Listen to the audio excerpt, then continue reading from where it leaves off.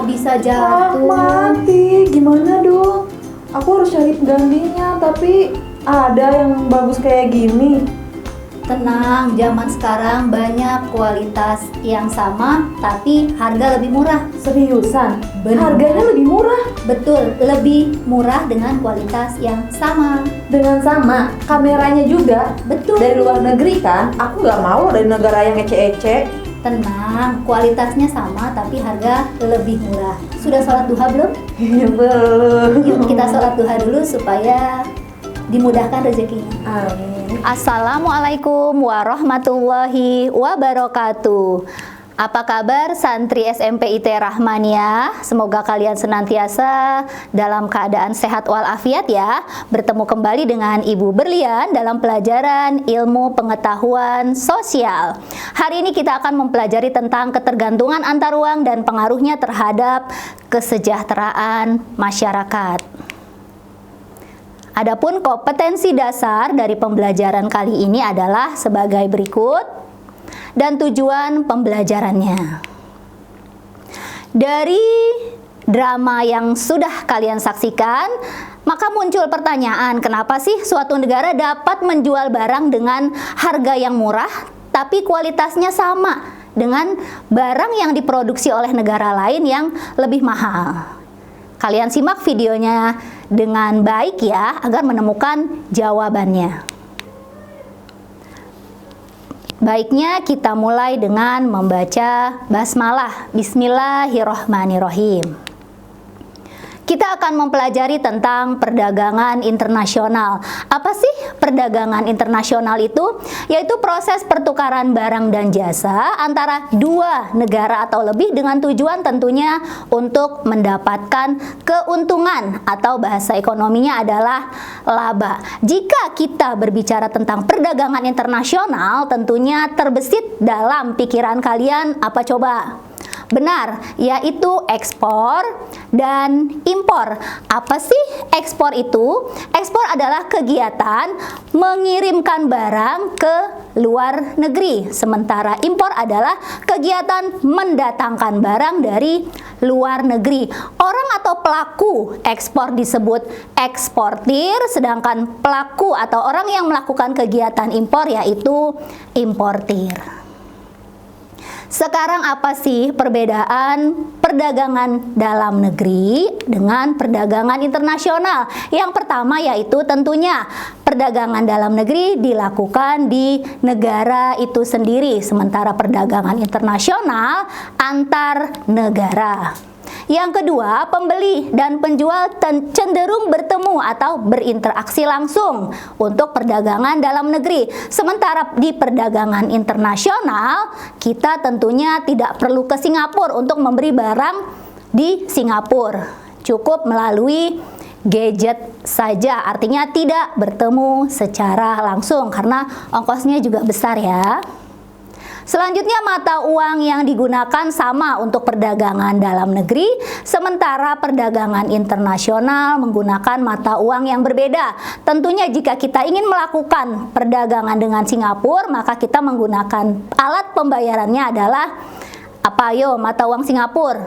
Yap, dolar Singapura. Maka di perdagangan internasional ada istilah devisa. Devisa adalah alat pembayaran ya, yang termasuk devisa adalah mata uang internasional atau mata uang yang diakui oleh seluruh negara di dunia. Selanjutnya, untuk perdagangan dalam negeri tidak dikenai bea masuk, hanya retribusi saja, sementara di perdagangan internasional dikenakan pajak atau bea masuk. Biaya angkut untuk perdagangan dalam negeri juga tentunya lebih murah daripada perdagangan internasional yang tentunya adalah lintas negara. Kualitas barang bervariasi untuk perdagangan dalam negeri, namun untuk perdagangan internasional harus mengikuti standar internasional. Selanjutnya, di perdagangan dalam negeri tentunya suatu negara punya peraturan dan perdagangan internasional pun demikian, maka kita harus mengikuti hukum internasional ataupun hukum di negara tempat melakukan perdagangan. Sekarang adalah apa saja sih faktor pendorong dari perdagangan internasional? Yang pertama yaitu perbedaan dari sumber daya alam. Kita tahu bahwa Indonesia kaya akan sumber daya alamnya. Misalnya Bali. Bali menjadi destinasi tujuan wisatawan asing karena Indonesia memang mempunyai keunggulan dalam segi sumber daya alam, yaitu wisatanya. Apalagi sumber daya alam Indonesia yang tidak dimiliki oleh negara lain yang menjadi kekuatan dari perdagangan internasional, yaitu kekayaan lautnya, yaitu ikan, udang, dan lain-lain. Yang kedua, perbedaan tingkat kualitas sumber daya manusia. Dengan kecerdasan yang dimilikinya, suatu negara memiliki sumber daya manusia yang baik sehingga bisa menciptakan produk-produk terbaiknya.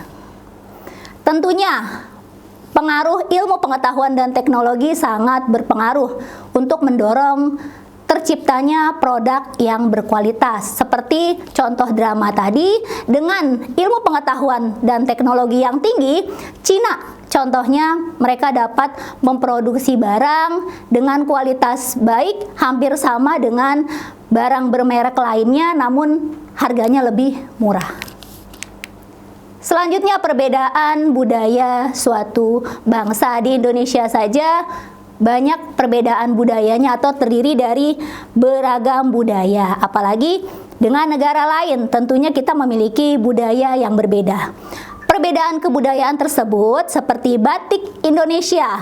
Maka jika ada orang luar negeri yang melihat batik dan tertarik di Indonesia, bisa melakukan perdagangan internasional atau membeli batik Indonesia. Sebaliknya, terkadang orang Indonesia yang pergi ke luar negeri, terkadang senang dengan oleh-oleh yang menjadi ciri khas negara tersebut, maka ia pun membeli barang dari luar negeri tersebut yang merupakan ciri khas atau kebudayaan dari suatu negara. Perbedaan selera, tentunya orang Indonesia selera makannya berbeda dengan orang Korea Selatan karena tentunya memiliki budaya yang mempengaruhi selera tersebut. Apa sih manfaat dari adanya perdagangan internasional, ya?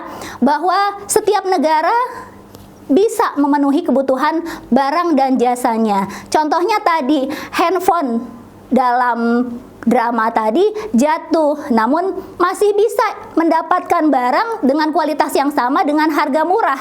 Kita bisa melakukan ekspor. Yang kedua, setiap negara dapat menciptakan spesialisasi produk. Spesialisasi produk ini terkait dengan sumber daya alam apa sih yang dimiliki suatu negara tersebut yang tidak dimiliki oleh negara lain.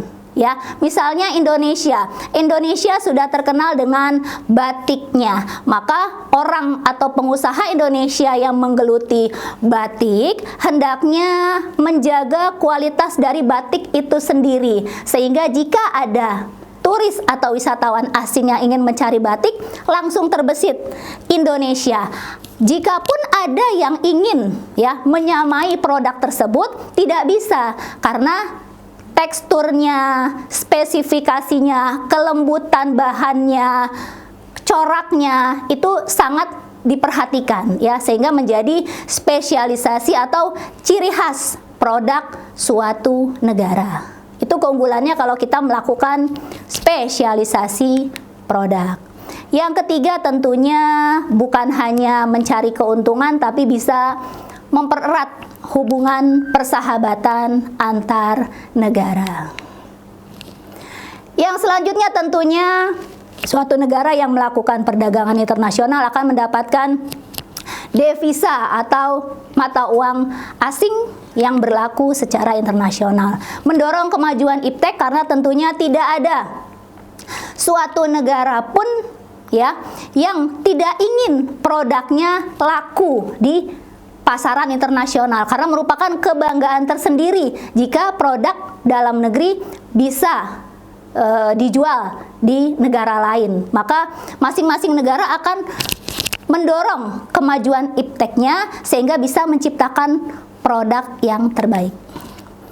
Selanjutnya, memperluas lapangan pekerjaan tentunya, karena jika di perdagangan internasional suatu negara tidak hanya memproduksi barang untuk negaranya sendiri, tapi memproduksi barang juga untuk negara lain, maka dia tentunya memerlukan tenaga kerja yang lebih banyak. Selanjutnya, menciptakan kestabilan harga. Dahulu harga handphone mungkin sangat mahal, barang-barang elektronik lah. Tapi saat ini cenderung lebih murah ya. Kita rasakan seperti itu ya. Karena telah banyak barang-barang ekspor ya, di Indonesia saja kita bisa lihat yang berasal dari berbagai negara. Sehingga banyaknya produk pilihan tersebut membuat harga barang menjadi stabil. Hambatannya apa sih jika kita ingin melakukan perdagangan internasional? Yang pertama yaitu harga barang luar negeri lebih murah. Tentunya ini biasanya didukung oleh kemajuan iptek yang dimiliki oleh negara tersebut. Yang kedua, adanya proteksi. Proteksi apa sih?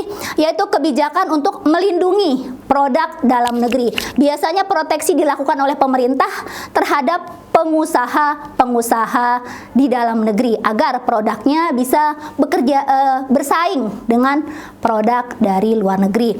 Yang ketiga yaitu peperangan. Tentunya dengan peperangan atau adanya peperangan, suatu negara tidak dapat melakukan hubungan internasional karena keadaannya sedang kacau. Selanjutnya, dumping.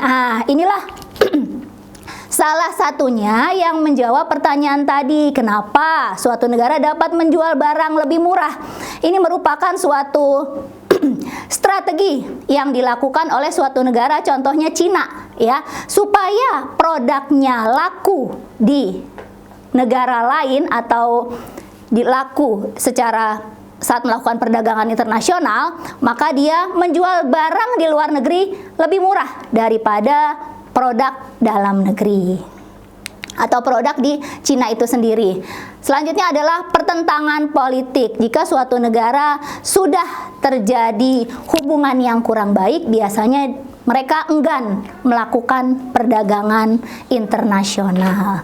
Selanjutnya juga ada peraturan-peraturan yang harus kita ketahui saat melakukan perdagangan internasional, sehingga jangan sampai niatnya ingin melakukan perdagangan internasional mencari keuntungan tapi malah terjerat hukum ya, jangan sampai. Selanjutnya, bea masuk yang tinggi, yaitu apa sih bea masuk? Pajak ekspor dan impor. Karena kita lintas negara tentunya ada pajak yang harus dibayar. Dan terakhir, adanya kuota. Kuota apa sih? Yaitu kebijakan untuk membatasi jumlah ekspor dan impor dari suatu negara. Boleh suatu negara mendatangkan atau menjual barang ke Indonesia, tapi jumlahnya dibatasi oleh pemerintah Indonesia. Itu tujuannya salah satunya tentunya untuk melindungi produk dalam negeri. Baik, alhamdulillahirobbilalamin, kita ucapkan semoga ilmu yang Ibu berikan bisa bermanfaat. Untuk kalian yang di rumah saja, mari kita giatkan gerakan literasi nasional dengan membaca buku. Ya, manfaatkan waktu di rumah saja untuk membaca buku dan meningkatkan amal ibadah kita. Syukran. Wassalamualaikum warahmatullahi wabarakatuh.